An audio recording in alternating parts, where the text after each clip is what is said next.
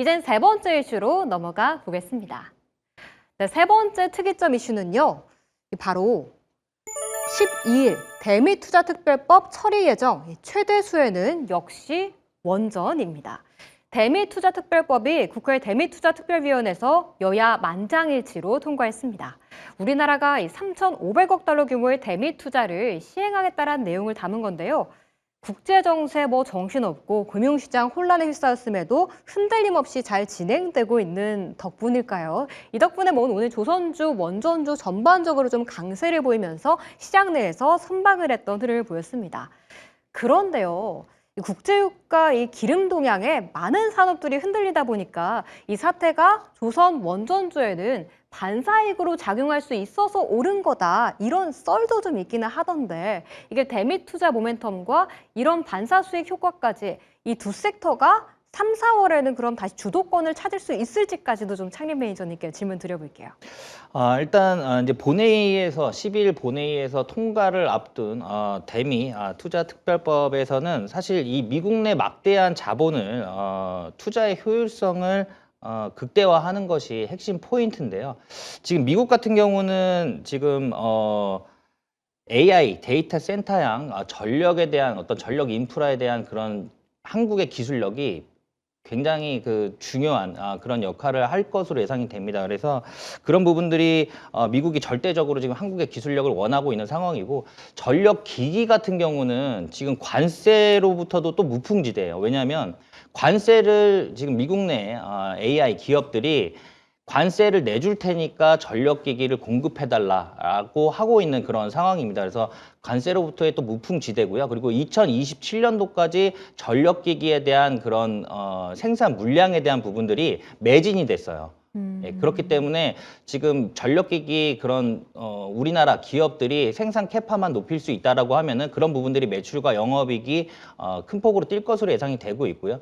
그리고 지금 미국이라든가 유럽 같은 경우는 지금 전력기기 그리고 변압기, 케이블 이런 부분들이 전부 다 지금 50년 넘게 사용되던 거기 때문에 그런 노후화된 그런 부분들에 대한 교체 수요도 계속적으로 증가를 하고 있다라고 보시면 될 것 같아요. 그래서 지금 미국은 당장 급합니다. 지금 전력기기, 그다음에 케이블, 전선 이런 부분들이 당장 급해요. 그리고 어떻게 보면 AI 데이터 센터가 그 전력 먹는 하마죠. 그러다 보니까 그만큼 전력기기, 변압기, 배전반, 전선 이런 부분들이 굉장히 많이 필요한데, 그런 부분들에 있어서 우리나라가 또 강점을 가지고 있고, 그 AI 데이터 센터에 들어가는 전력을 뭘로 해소할 거냐. 사실 원자력밖에 없거든요. 원자력밖에 없기 때문에 SMR 관련된 두산 에너빌리티라든가 이런 기업들이 계속적으로 부각을 받고 있는 그런 상황이고, 사실 지금 두산 에너빌리티가 여기서 많이 올라와서 이제 좀 시가총액도 너무 높은데 좀 부담스러운 거 아니냐라고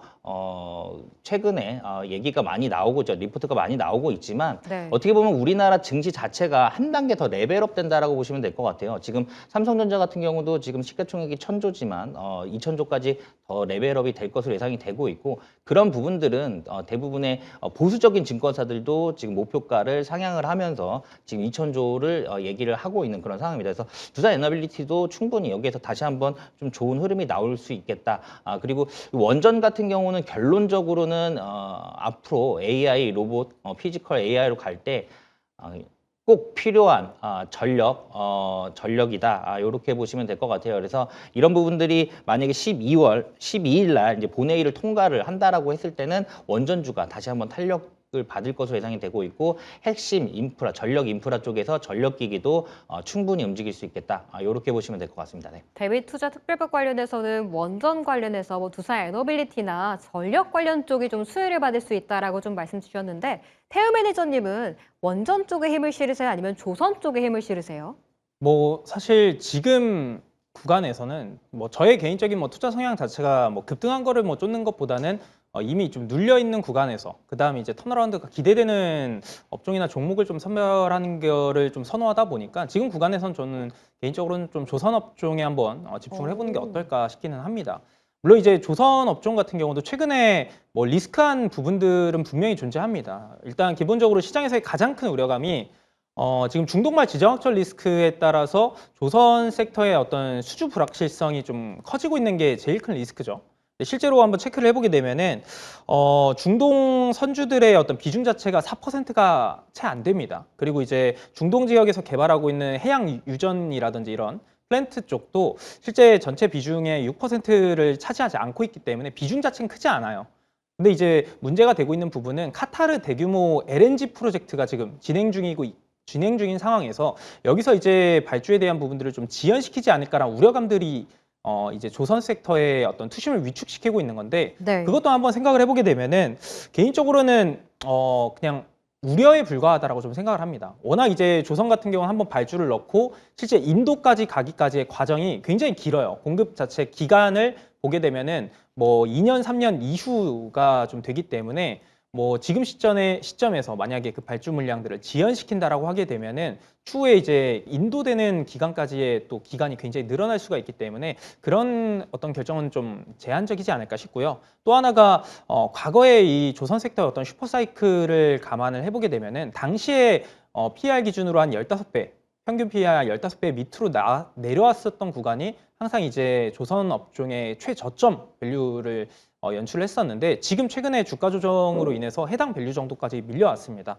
다시 말해서 추가적으로 더 밀릴 가능성은 제한적이다라고 좀 볼 수가 있기 때문에 하방 경직성이 만들어진 구간에서 이런 대미 특별 투자법 그러면서 이제 마스카 특별법에 대한 발의 이런 모멘텀들이 시장에서 조금 더 알려지면서 부각이 된다라고 하면은 이런 업종에서의 강력한 어떤 반등세가 나타날 확률들이 높기 때문에 저는 개인적으로 원전보다는 지금 구간에서 신규 접근 관점에서는 조선이 조금 더 낫지 않을까라고 말씀을 드리도록 하겠습니다. 상대적으로 좀 조선 쪽이 가격 매력이 더 생겼다라고 좀 짚어주셨고 오늘 같은 경우에도 뭐 한국화본 같은 기자재 같은 경우도 한꺼번에 들어 올려지기는 했거든요. 근데 저는 궁금한 게 조선이랑 원전이 이렇게 약세장에서도 잘 버티고 있잖아요. 만약에 이 하락이 진정이 된다면 그 후에도 조선 원전이 잘 갈 수 있을까요? 뭐 충분히 가능할 거라고 봅니다. 지금 워낙 이제 호재 소식들이 없는 건 아니에요. 물론 호재성 소식들이 있지만 그 호재성 소식을 잡아먹는 악재성 요인들이 좀 더 만연하기 때문에 뭐 이제 오늘 일부 조선이나 조선 기자재들 종목들도 상승세가 나오긴 했지만 상승폭 자체는 좀 제한적이었는데 이런 구간에서 악재보다는 호재에 반응하는 시장으로 만들어진다라고 하면은 지금과는 다르게 매수가 매수를 부르는 현상들이 좀 더 발생할 수가 있기 때문에 이런 업종, 이렇게 좋은 업종들이 눌려 있었네, 가격 메리트가 발생했었네, 라는 인식들이 쌓일 때 주가가 좀 폭등을 하기 마련입니다. 그래서 오히려 지금과 같은 이런 악재성 요인들이 좀 해소가 되고 거쳐지고 나면은 오히려 탄력성은 더 강하게 나타날 수가 있기 때문에 추후에 이 해당 뭐 이슈가 그치고 나서도 충분히 매수 관점으로 접근할 가능한 업종이지 않을까 싶습니다. 시장이 안 좋을 때도 좋을 때도 빛을 낼 수 있는 업종이다라고 좀 이야기를 해주셨습니다.